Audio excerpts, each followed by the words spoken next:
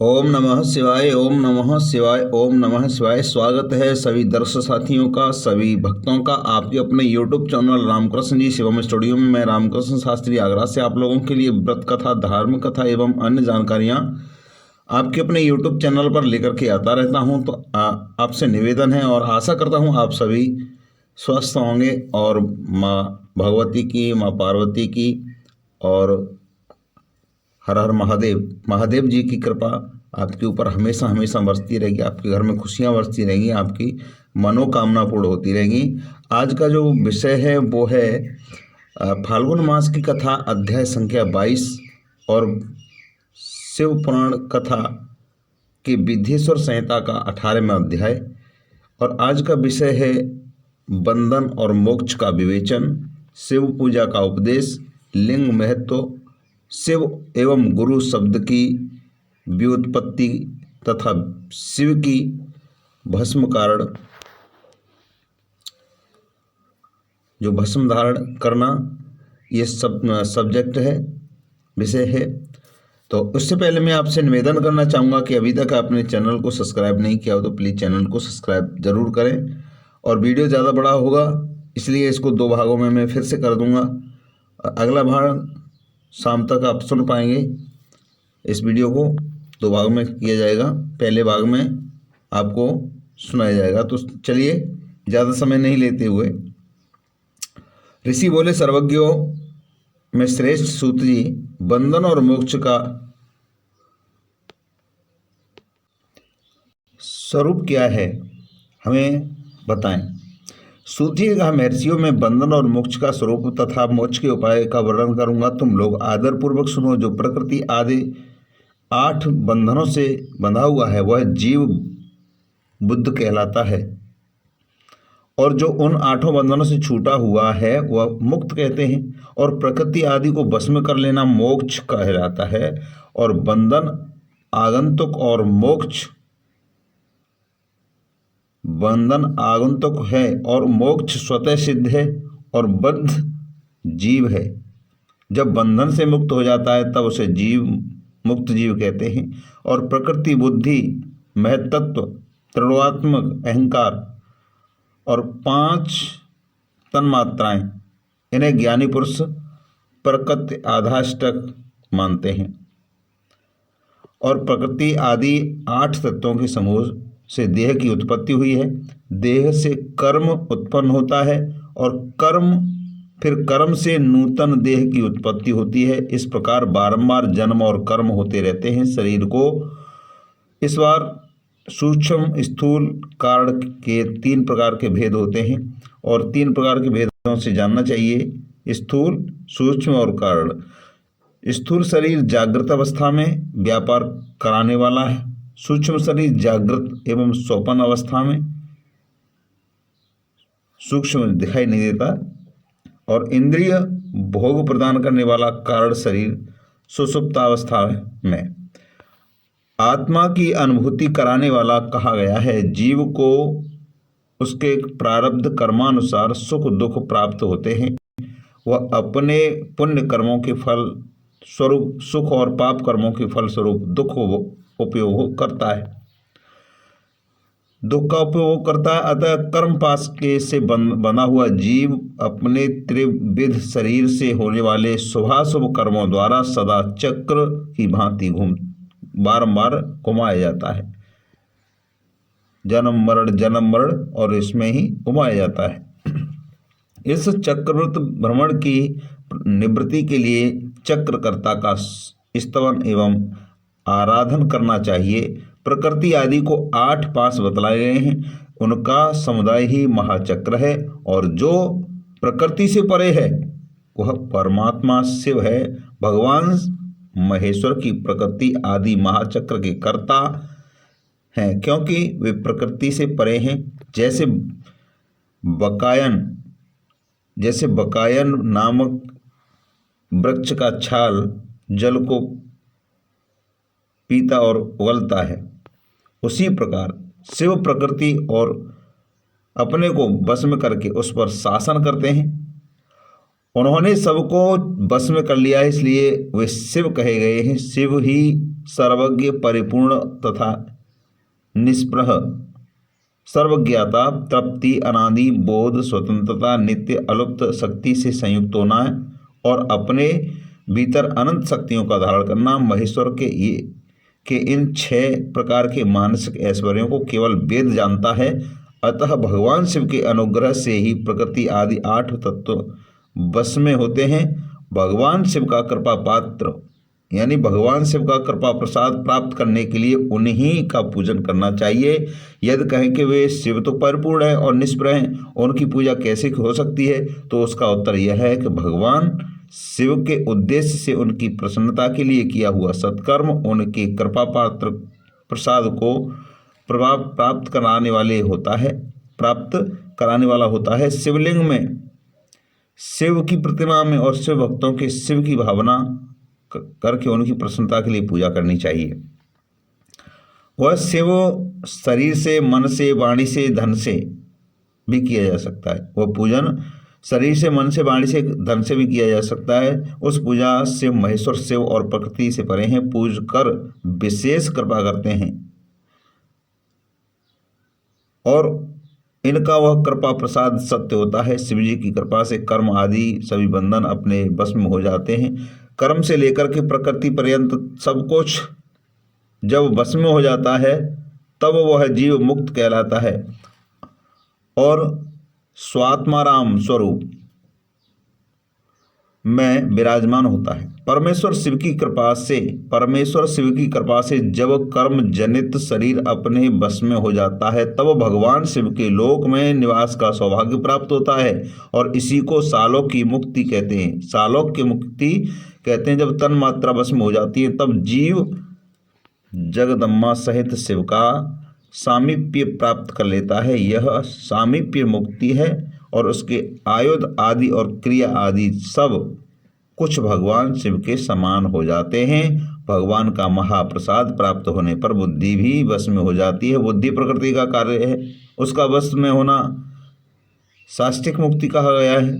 अतः भगवान का महान अनुग्रह प्राप्त होने पर प्रकृति बस में हो जाएगी। उस समय भगवान शिव का मानसिक ऐश्वर्य बिना यत्न के ही प्राप्त हो जाएगा। सर्वज्ञता और तृप्ति आदि जो शिव के ऐश्वर्य है उन्हें पाकर मुक्त पुरुष अपने आत्मा में ही विराजमान होता है। वेद और शास्त्रों में विश्वास रखने वाले विद्वान पुरुष इसी को सायुज्य मुक्ति कहते हैं। इस प्रकार लिंग आदि में शिव की पूजा करने से क्रमशः मुक्ति स्वतः प्राप्त हो जाती है। इसलिए शिव का कृपा प्रसाद प्राप्त करने के लिए तत्संबंधी क्रिया आदि के द्वारा उन्हीं का पूजन करना चाहिए। शिव क्रिया, शिव तप, शिव मंत्र जप, शिव ज्ञान, शिव ध्यान के लिए सदा उत्तरोत्तर अभ्यास बढ़ाना चाहिए। प्रतिदिन प्रातः काल में, रात को सोते समय और जन्म काल से लेकर के मृत्यु पर्यंत सारा समय भगवान शिव के चिंतन में ही बिताना चाहिए। साध्योजातादि मंत्रों तथा नाना प्रकार के पुण्यों से जो शिव की पूजा करता है वह शिव को ही प्राप्त होता है।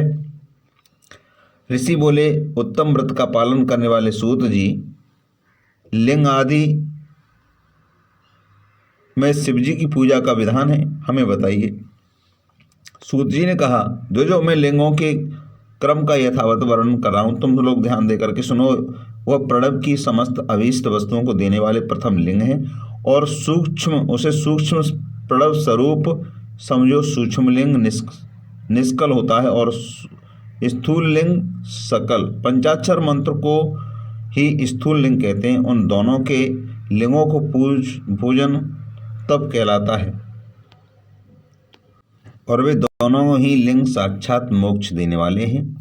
पौरुष लिंग और प्रकृति लिंग के स्वरूप में बहुत से लिंग हैं। उन्हें भगवान शिव ही विस्तार पूर्वक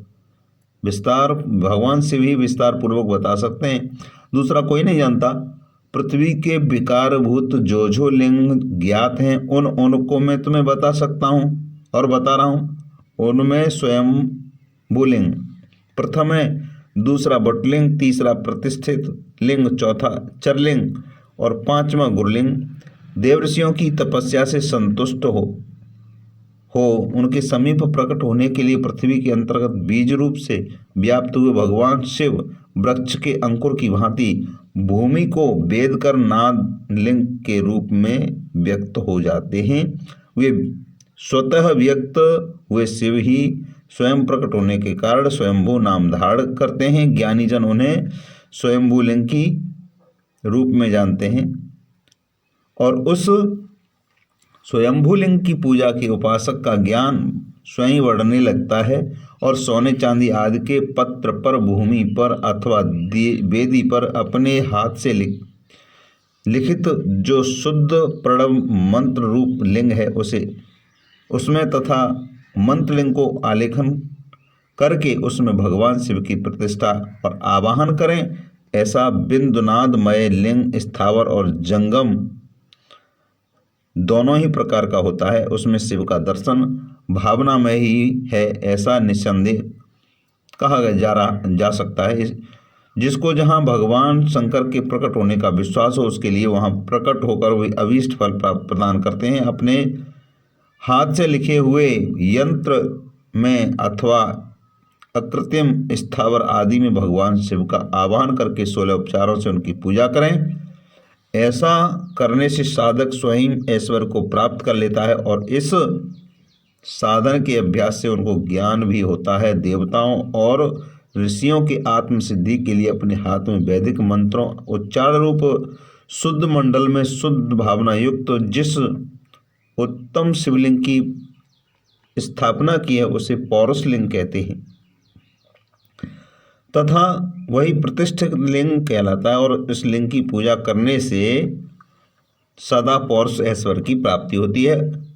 महाब्राह्मणम और महाधनी राजा किसी कारीगर शिवलिंग का निर्माण करा करके जो मंत्र पूर्वक उसकी स्थापना करते हैं उनके द्वारा स्थापित हुआ लिंग वह लिंग भी प्रतिष्ठित लिंग कहलाता है, किंतु वह प्राकृतिक लिंग है। प्राकृतिक लिंग है ना, इसलिए प्राकृत ऐश्वर्य को ही देने वाला होता है।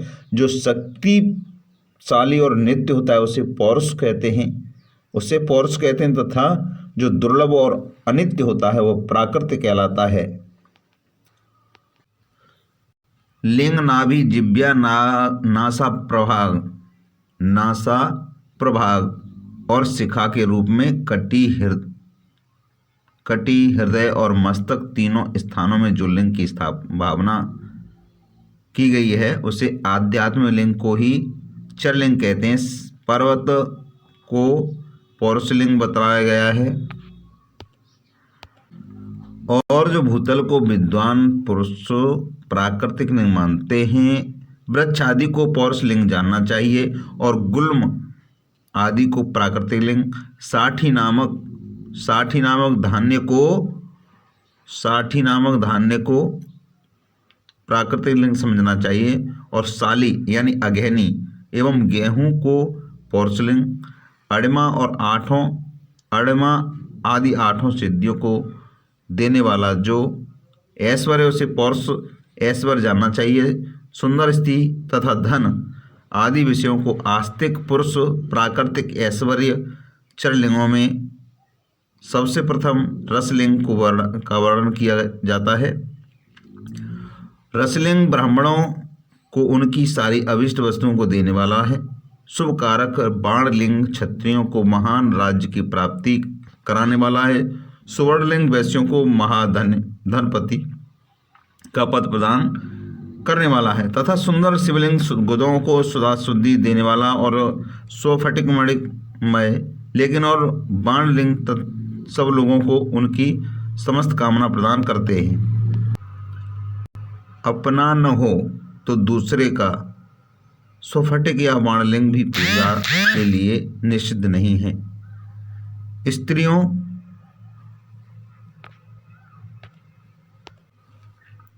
के लिए विशेषतः सद्भावों के लिए पार्थिव लिंग की पूजा का विधान है।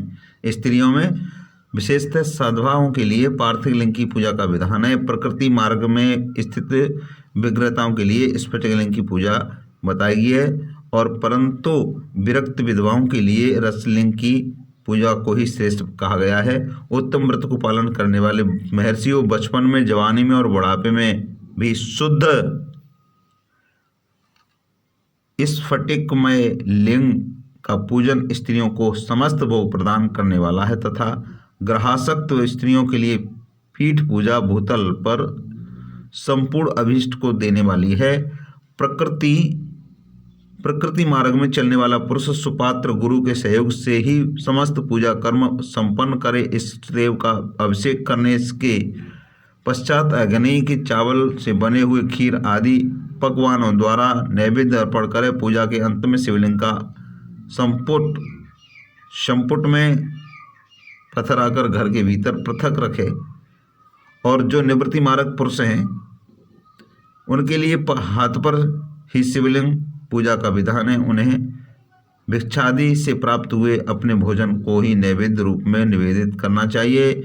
निवृत्त पुरुषों के लिए सूक्ष्म लिंग को ही श्रेष्ठ बताया गया है। वे विभूति के द्वारा पूजन करें और विभूति को ही नैवेद्य रूप में निवेदित भी करें। पूजा करके उस लिंग को सदा अपने मस्तक पर धारण करें। अब विभूतियों के 3 प्रकार हैं, वो मैं आपको अगली वीडियो में बताऊंगा। शेष भाग अगली वीडियो में मिलेगा। तो अभी तक चैनल को सब्सक्राइब नहीं किया हो तो प्लीज़ चैनल को ज़रूर सब्सक्राइब करें और घंटी को प्रेस करके रखें। आगे की जानकारी बहुत ही अच्छी जानकारी है, इसलिए जय श्री राधे कृष्णा, हर हर महादेव।